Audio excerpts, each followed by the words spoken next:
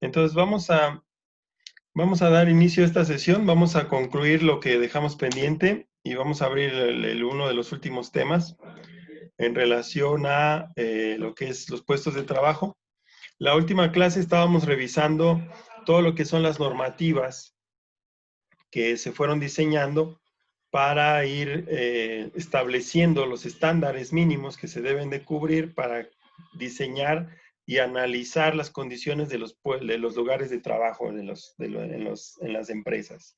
Entonces, creo que nos quedamos por ahí de empezar a revisar las normas, las NOM.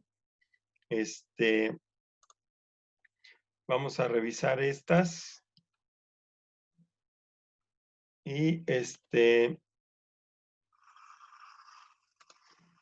vamos a empezar con eso. ¿Es esta? Okay.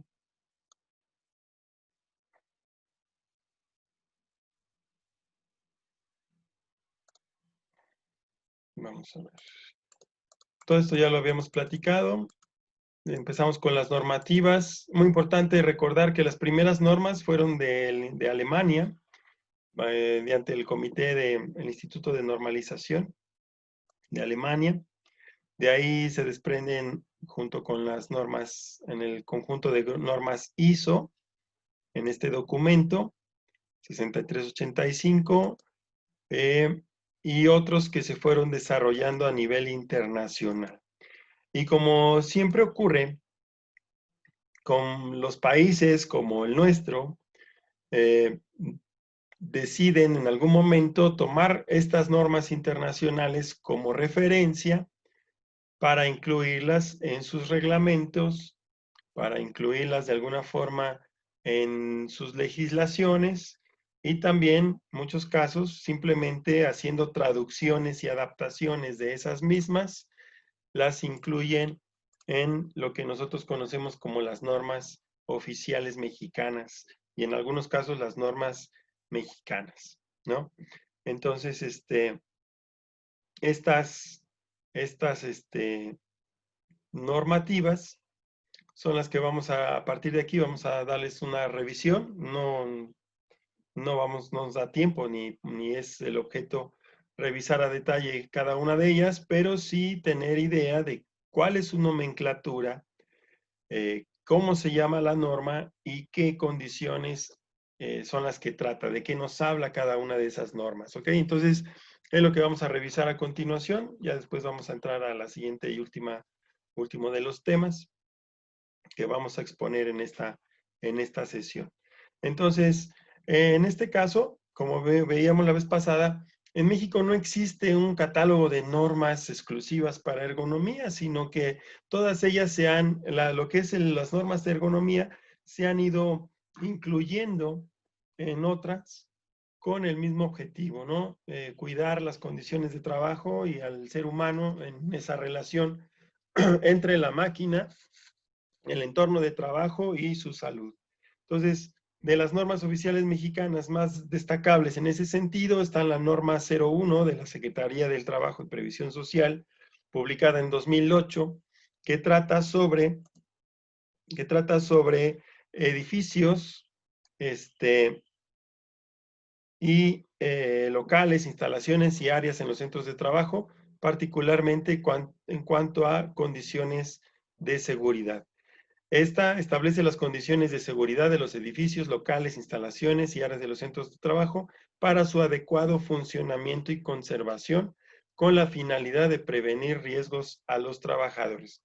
Todas estas normas lo que incluyen son cómo se deben diseñar, las dimensiones, los espacios, las salidas de emergencia, en algunos casos la señalización adecuada y todo eso, ¿no? Luego, la norma 04, también de la Secretaría del Trabajo y Previsión Social, publicada en 1999, que habla de sistemas de protección y dispositivos de seguridad en la maquinaria y equipo que se utilice en los centros de trabajo. No solamente habla de equipos de protección personal, sino que particularmente habla de algo que, no sé, a lo mejor ustedes que tienen ya un poquito de experiencia en la planta, lo que son las guardas de las máquinas. y los motores.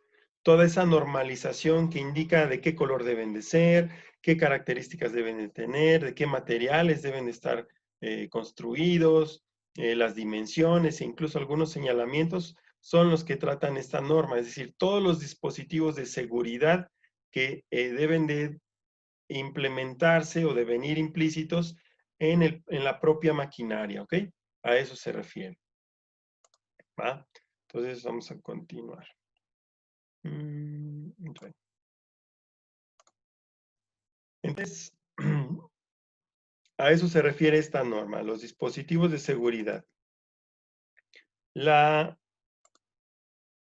norma, la 06 del 2014, habla del manejo y almacenamiento de materiales, las condiciones de seguridad y salud en el trabajo. Establece las condiciones de seguridad y salud en el trabajo que se deberán cumplir en los centros de trabajo para evitar riesgos a los trabajadores y daños a las instalaciones por las actividades de manejo y almacenamiento de materiales mediante el uso de maquinaria o de manera manual. Toda esta normativa en relación a características, capacidades, implementos, accesorios necesarios para mover cargas y almacenar cargas, como podemos ver aquí en la imagen de estos estantes, en esas condiciones, todo eso está ahí normalizado. La norma 11 del 2001, condiciones de seguridad e higiene en los centros de trabajo. En esta norma, la NOM 011, establece las condiciones de seguridad e higiene en los centros de trabajo donde se genere ruido, que por sus características, niveles y tiempo de acción sea capaz de alterar la salud de los trabajadores.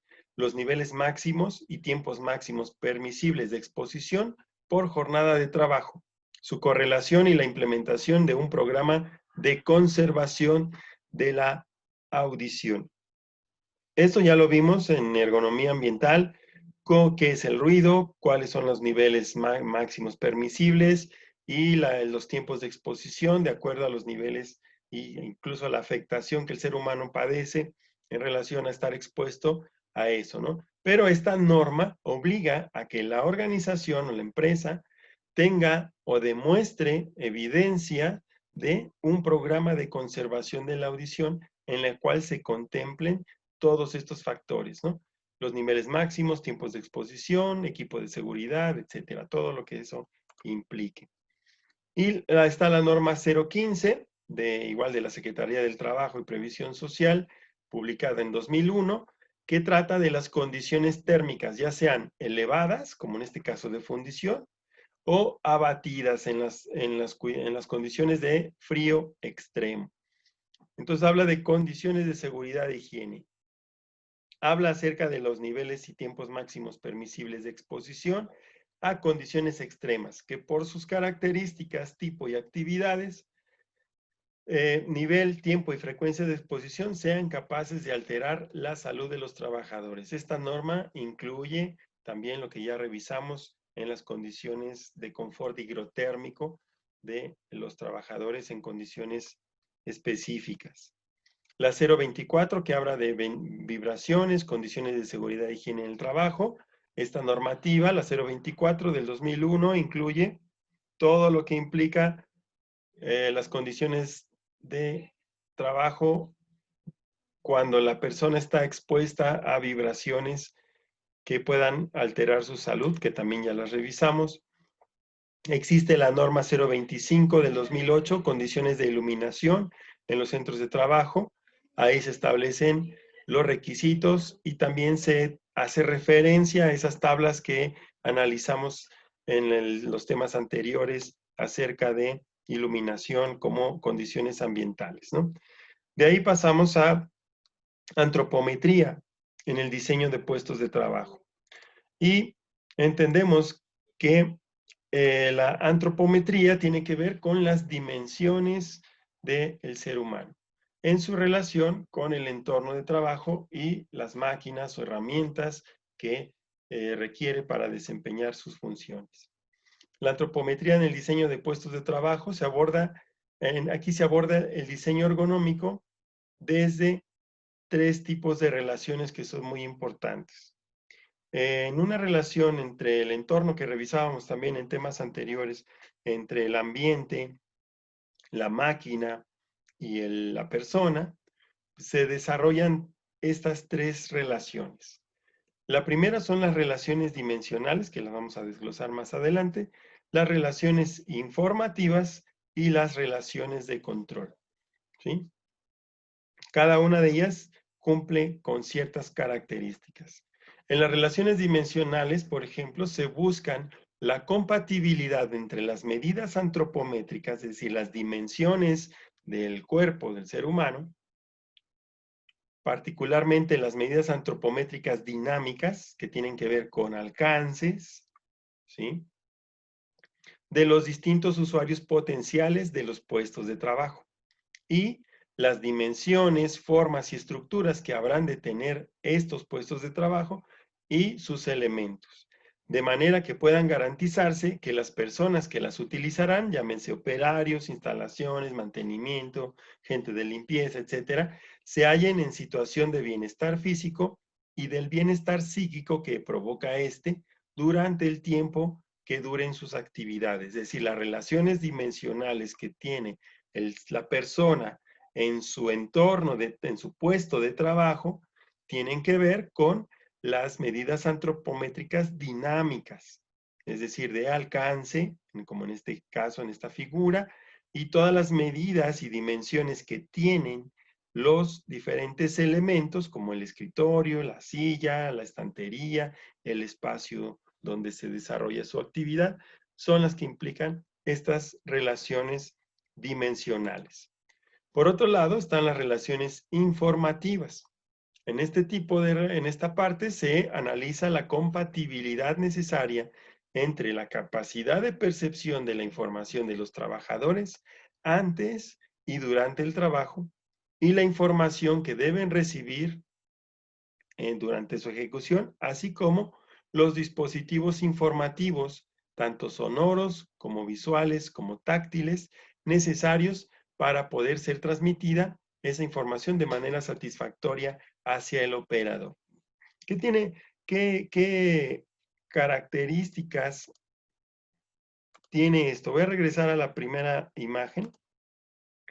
Y aquí vemos la persona operando unos controles. Estos controles transmiten la ejecución de la orden a la máquina que sea. Y aquí está esta parte de la información. El flujo de la información que se regresa después de las cuestiones dimensionales, cómo es la palanca, qué altura, qué colores tiene. Todo esto son los dispositivos informativos. Y son sonoros, como esta es una chicharra. Son visuales, como este reloj, ¿eh? Y que le dan información al operario acerca de cómo se está desempeñando la función, ¿ok? A eso se refiere. Pueden ser dispositivos informativos que pueden ser sonoros, como una chicharra, un bip, pueden ser visuales, como un letrero, un foco de alerta, o pueden ser táctiles, ¿sí? Como las palancas, los botones, el acceso, el tamaño y las características de estos botones, los colores, etcétera. A eso se refieren estas relaciones informativas. Por otro lado, están las relaciones de control, en donde se analiza la compatibilidad entre las necesidades de los usuarios para poder regular las máquinas y los procesos con eficiencia, seguridad, rapidez y bienestar mediante los mandos apropiados, es decir, el diseño de todas aquellas, le llaman interfaces, que permiten la transmisión de las necesidades o los deseos del operador hacia la máquina y para que las máquinas los ejecuten. Hablando aquí en las relaciones de control están todas las botoneras, todas las palancas, las manivelas, todas las herramientas e implementos que van a permitir que el operador tenga control sobre la máquina para ejecutar la operación adecuadamente. Y también se agregan, como hemos visto, las otras relaciones como las relaciones ambientales, donde, como ya hemos visto, se analizan también la compatibilidad que existe entre los usuarios y el ambiente. Estamos hablando de ruido, estamos hablando del microclima, que es las condiciones higrotérmicas propias del puesto donde está desarrollándose la actividad, iluminación, etcétera. El tema de la biomecánica también se analiza, el gasto energético y diferentes métodos de evaluación y cálculo del transporte de cargas, todo lo que ya revisamos en las normativas, esfuerzos, cadencias, momentos que debemos utilizar para un diseño holístico, es decir, un diseño que contemple todos esos factores dentro del diseño de puestos de trabajo. Entonces, son 4 relaciones en general. Son las relaciones de carácter dimensional, las relaciones de carácter informativas, las relaciones de control y estas las relaciones ambientales, que son los aspectos más fundamentales para el diseño de puestos de trabajo. Entonces, para el ergónomo es imprescindible prever la interacción armoniosa entre los diferentes tipos de relaciones. Por ejemplo, a la hora de diseñar el puesto de trabajo, considerar el tamaño de las teclas de una máquina o equipo. Esto es un asunto propio de las relaciones dimensionales. Sin embargo, también lo es de las relaciones de control, es decir, la facilidad para controlar la máquina y de relaciones informativas, saber identificar la tecla apropiadamente mediante el tacto, es decir, depende de la forma que tenga el teclado, la posición, la textura, la percepción y la visión, es decir, el color o dónde se encuentra ubicada y la forma, ¿no? Entonces, todo este ejemplo que está aquí es el que nos indica de qué manera se relacionan todos estos factores, ¿no? A la hora de diseñar equipos de trabajo. Ahora, no debemos olvidar que toda intervención ergonómica se debe caracterizar por poseer 2 niveles de bondad en los resultados, es decir, los objetivos que se deben de perseguir fundamentalmente en el diseño de puestos de trabajo, apoyados en los estudios antropométricos y las relaciones que acabamos de analizar, deben ser, por un lado, cómo y en qué grado se ha mejorado la calidad de vida de los operarios.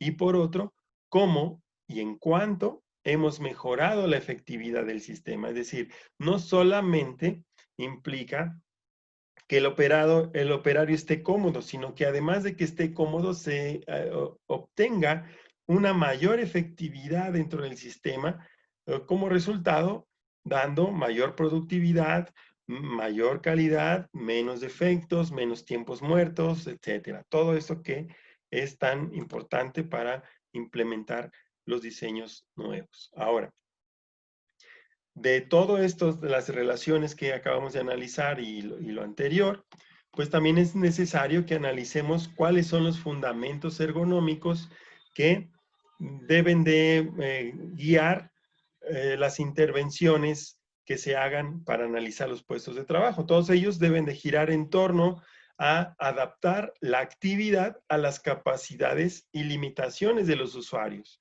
y no al revés, no tratar de adaptar forzosamente al usuario a lo que ya existe, ¿no?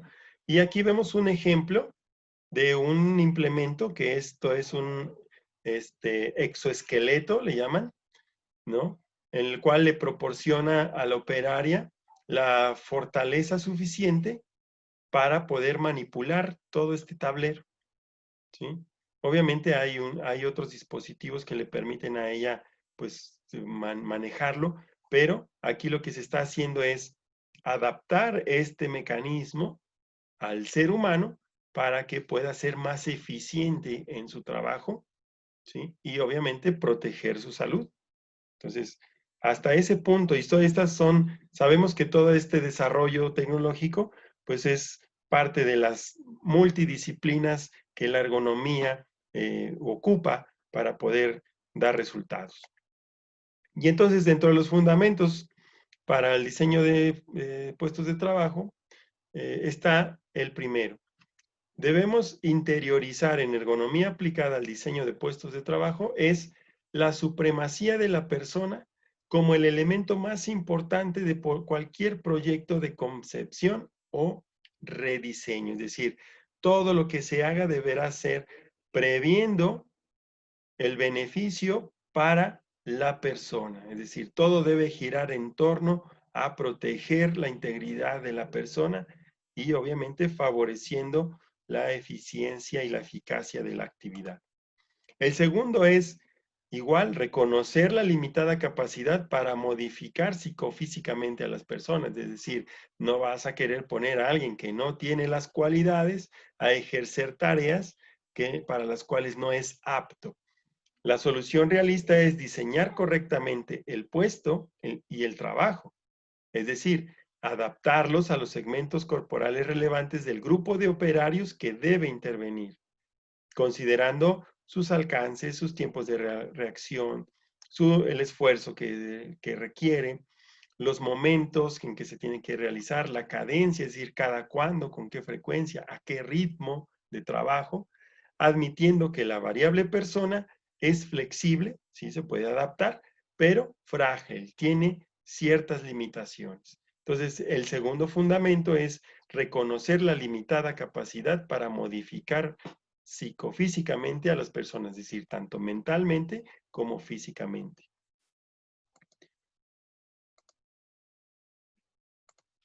El tercer fundamento es dejar por sentado que la persona nunca debe de ser dañada por su actividad dentro del sistema, ni siquiera con molestias psicológicas, y que el perjuicio no se limita a la incomodidad de una mala postura, sino que es mucho más serio. Involucra al sistema músculo-esquelético, pero también a los sistemas cardiovascular, respiratorio, gastrointestinal y nervioso, solamente por citar los más evidentes. Y de estos ya hablábamos cuando analizamos las condiciones tanto de temperatura, como de iluminación, como de ruido, vibraciones, todos los sistemas biológicos del ser humano que se ven afectados por condiciones extremas. Las dimensiones del cuerpo humano son numerosas, pero para diseñar un puesto de trabajo específico, solo se deben tener en cuenta las necesarias para el mismo. En las siguientes figuras vamos a observar cuáles son las relaciones de las medidas antropométricas que son más comunes para el diseño de puestos de trabajo y las posiciones y posturas para sus tomas. Entonces, estamos hablando de la aplicación de la antropometría al diseño de puestos de trabajo. Toda esta información, aquí estamos viendo todos los códigos y los nombres de estas dimensiones de las diferentes posturas del ser humano, tienen sus nombres y me indica de qué punto a qué punto se deben de tomar estas mediciones, ¿sí? Todo con el objeto de recurrir a las características de la información que se cuente de los operadores o muchas veces no necesariamente, no necesariamente estaríamos hablando de ir a tomarle medida a todos los obreros, ni de diseñar el puesto de trabajo y recortarle las patas a una banca o a un mueble para que lo ocupe, ni diseñar un mueble para cada operador, no, sino simplemente entender que hay información estadística por cada tipo de población en el mundo, porque sabemos que no es lo mismo las dimensiones antropométricas de los asiáticos, hablando por razas, que de los europeos, por ejemplo, o los latinos. Entonces, cada país tiene ciertos estándares que aparecen muchas veces en estas normas que analizamos propias de cada país, en las cuales te dicen, pues si vas a diseñar sillas, pues te refieres a esta norma, ¿sí? Y ahí en la norma oficial te va a aparecer las tolerancias o los parámetros de diseño en cuanto a estas características antropométricas, es decir, tanto las dinámicas como las estáticas del ser humano, ¿no? Es decir, los alcances, la longitud del paso, el alcance del brazo, el giro del torso, cuántos grados puede girar, cuántos grados se puede agachar, cuántas veces, las cuestiones también biomecánicas que implican cuánta carga puede soportar un brazo en extensión a 90 grados del torso o en diferentes ángulos, ¿no? Entonces, toda esa información es a la que se refiere esta de la aplicación de la antropometría para el diseño de puestos de trabajo. Si bien es cierto, en la industria muchas cosas se construyen por necesidad, es decir, llega una máquina nueva y ¿qué es lo primero que hace? ¿Qué se dan cuenta? Pues se dan cuenta que si la máquina es europea, al operador le queda muy alta, ¿sí? O los botones quedan muy altos. Y hay veces hay maquinaria que desde su diseño incluye dispositivos que permiten ajustar las alturas de los controles, por ejemplo. Por ejemplo, los autos, que es lo más común. Sabemos que el asiento del conductor y los asientos se pueden desplazar hacia adelante o hacia atrás. En algunas camionetas se puede elevar el asiento, incluso el volante se puede bajar, subir y bajar, de acuerdo a las necesidades de las características de la persona que va a conducir. Entonces, todos sabemos cuando compartimos el auto con alguien que lo manejaron a lo mejor cuando no estuviste porque le movieron el asiento, lo hicieron para atrás, lo recargaron. Entonces, esos diseños se hacen considerando los parámetros antropométricos, es decir, quién es el individuo más alto que pudiera llegar a subirse en ese auto y quién es el individuo más pequeño que pudiera llegar a subirse, y diseñan todo dentro de esos parámetros para poderlos ajustar, que son algunos de los principios que vamos a revisar en función de esto. Entonces, ya saben, si se interrumpe la sesión porque se nos acaba el tiempo, nos reconectamos en la siguiente, ¿va? Entonces vamos a seguir hasta donde nos saque el sistema. ¿Dónde estamos? Estamos aquí.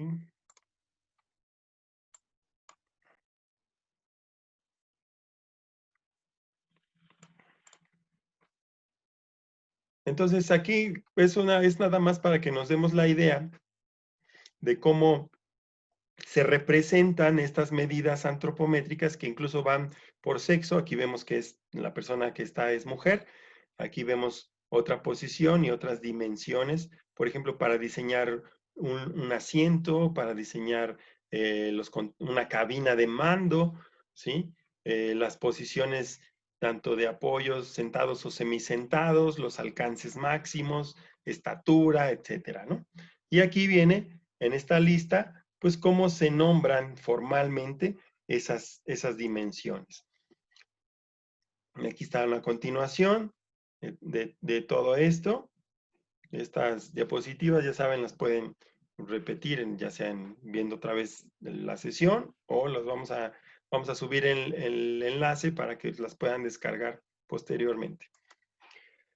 Otras dimensiones que también se pueden considerar en la aplicación de la antropometría para los puestos de trabajo es el largo del pie, el ancho del pie a la hora de diseñar máquinas que requieren pedales. A veces determinamos el ancho del pie de un zapato de vestir común, ¿no? Y se nos olvida a veces que ocupan zapato industrial, entonces resulta que los zapatos industriales son más anchos y complica un poco manejar pedales cuando son muy pequeños o están muy juntos. Entonces, por eso también aquí implica otras consideraciones, ¿no? Ancho del pie, longitud de la mano, ancho de la mano desde el metacarpio, ancho de la mano desde el pulgar, espesor de la mano desde el tercer metacarpio, etcétera, profundidad de la cabeza, ancho, todas estas consideraciones. Pero también dice aquí, además de todas las condiciones meramente antropométricas, también se debe considerar el sexo, la edad, el peso, la superficie corporal, las fuerzas a desarrollar, etcétera, para este mismo diseño de los puestos de trabajo. No solamente que quepa, sino también qué otras características tienen en promedio las personas que van a participar de ese puesto donde van a ejecutar actividades productivas. Para las mediciones antropométricas existen metodologías que garantizan homogeneidad y precisión adecuadas. Es decir, hay ciertas técnicas documentadas, manuales, que podemos nosotros consultar para ver qué de lo que viene ahí nos puede servir a la hora de hacer un estudio ergonómico para los puestos de trabajo. Y esta imagen la puse aquí porque es otra de las cuestiones. Aquí estamos hablando de antropometría dinámica de los miembros superiores, es decir, de los brazos. Y aquí estamos viendo cuestiones que tienen que ver con el alcance, el área máxima del trabajo recomendada, ¿sí? En tanto para la mano izquierda como para la mano derecha, las condiciones, las áreas normales de trabajo, que son todavía un poco más cortas, en la que se requiere menos esfuerzo, y todas las dimensiones que se consideran para, en este caso, hombres, también las hay para mujeres, etcétera. Todo esto está en normas, en catálogos de normas antropométricas, incluso para cada país. Luego, como paso previo al estudio de las relaciones dimensionales, es necesario analizar los siguientes aspectos para todos los usuarios.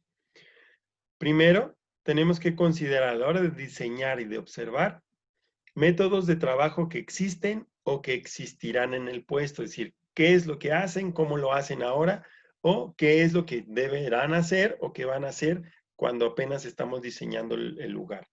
El segundo, cuáles son las posturas, los movimientos, sus tiempos y frecuencias en que ejecutan esos movimientos. Las fuerzas y ritmo de trabajo en que las que éstas se van a ir desarrollando.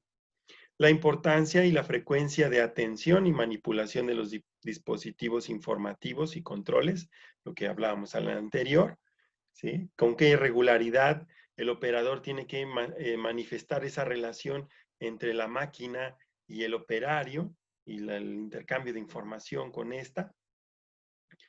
También los regímenes de trabajo y descanso, sus tiempos y horarios, la carga mental que exige el puesto. Hay operadores que simplemente quitan y ponen piezas en la máquina y su única carga mental es apretar bien el tornillo y apachurrar el botón de arranque, es lo único.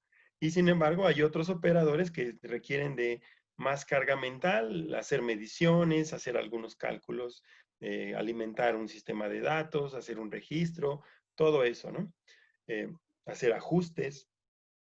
Todo eso es lo que implica la carga mental, o es un trabajo sometido a mucha presión acerca de los resultados que tiene su proceso.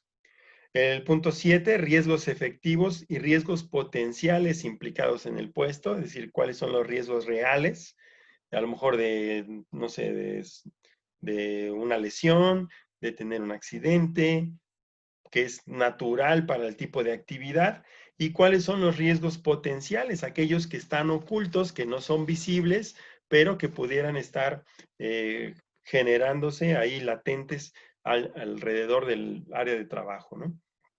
Las ropas, la herramienta y el equipo de uso personal que se requiera. El punto número 9, el ambiente visual, acústico y térmico, etcétera, del entorno. Y otras características específicas que resulten de interés en caso de actividades muy especiales. Entonces, esta metodología, estos 10 aspectos son necesarios a la hora de nosotros entrar en el área de trabajo, ¿sí? A la hora de que nosotros necesitamos observar o hacer un estudio de ver cómo está el trabajo, es lo que tenemos que observar, estos 10 puntos, principalmente como parte de un análisis de puestos de trabajo. A partir de este análisis es posible conocer cuáles son las dimensiones relevantes que hay que considerar, teniendo en cuenta todas las personas y sus funciones que tienen y o habrán de tener relación con el puesto de trabajo. Es decir, todo lo que es las dimensiones más importantes. No vamos a tomar todas, vamos a tomar aquellas que son fundamentales para la actividad. Y lo mejor y más exacto es diseñar el puesto de trabajo para una persona determinada, pero también es lo más caro, por lo que solo está justificado en casos específicos. En el diseño individual debemos actuar como los sastres. Tomamos las medidas antropométricas relevantes del sujeto y con ellas diseñamos el puesto exclusivo para él. Y aquí está un ejemplo de las dimensiones antropométricas para las dimensiones antropométricas para el diseño de los asientos de un auto de Fórmula 1. Estos asientos, como saben, se diseñan exclusivamente para el piloto, con todas las medidas, para garantizar todas las medidas de seguridad, y pues son espacios de trabajo, como esta cabina, diseñada exclusivamente para ellos, ¿sale? Entonces, nos desconectamos de esta y nos conectamos en la siguiente sesión, por favor, para darle continuidad a esta clase, ¿vale? Nos vemos ahorita.